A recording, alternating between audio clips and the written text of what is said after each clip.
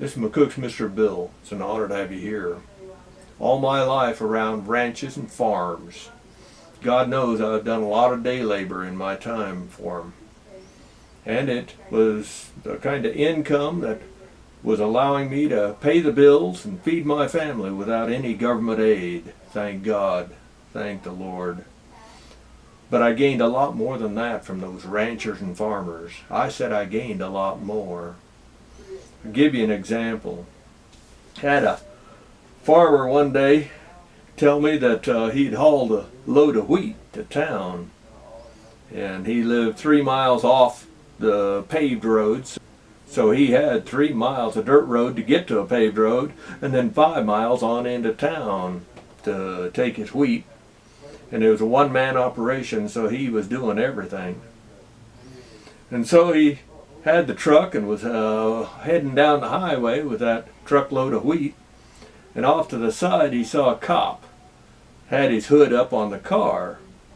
So he pulled off to the side of the road real careful with that truck loaded with wheat, because you can get in a bucket of trouble, you know, putting a set of tires off the paved road there.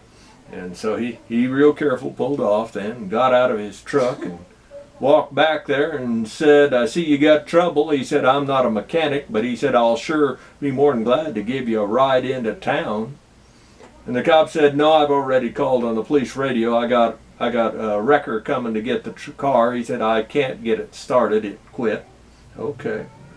And so they had small talk for a couple of minutes, and then another government car come pulling up there, kind of a wing of the state patrol. It was Scale Boy. And that old guy got out and found out what was going on. And then farmer said, "I got to get this load to town, and hopefully I can cut another load before the sun goes down tonight." And so he started to walk away, and that old Scale Boy said, "Wait a minute." He said, "Let me check your license and everything, make sure you're legal." And old farmer, he said, "Well, I always leave my billfold and driver's license and everything at the house, because," he said, "I just don't want to lose it out in the field, because I'm up and down on all the machinery and everything, and the chance I could lose it, and I just don't want to lose it, so it's back there." And old state Scale Boy, he said, "Well, I'm going to have to write you up for that." Okay. He said, "Let's scale this truck out too, because it looks pretty heavy, because it was loaded to the top with wheat."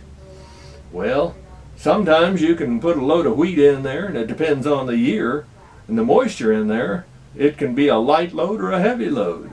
Well, it was heavy and over the scale limit. And so the total fine for that farmer that day was $1,100. He got fined just because he had stopped to help a cop. I was younger back then when this story happened, and I did not have the Holy Spirit as deep in me as I do now. And so I said, you know, if a cop had done that to me, it'd be a cold day before I would ever help another cop. And the old farmer said, "You're wrong. You're wrong." He said, "If you don't help the next cop you see that needs some kind of aid," he said, "they win. And that means that you're no better than they are." I learned an awful lot of stuff from farmers and ranchers. You bet. They are the cream of the crop on this earth, without question, in my opinion. You guys have a good day.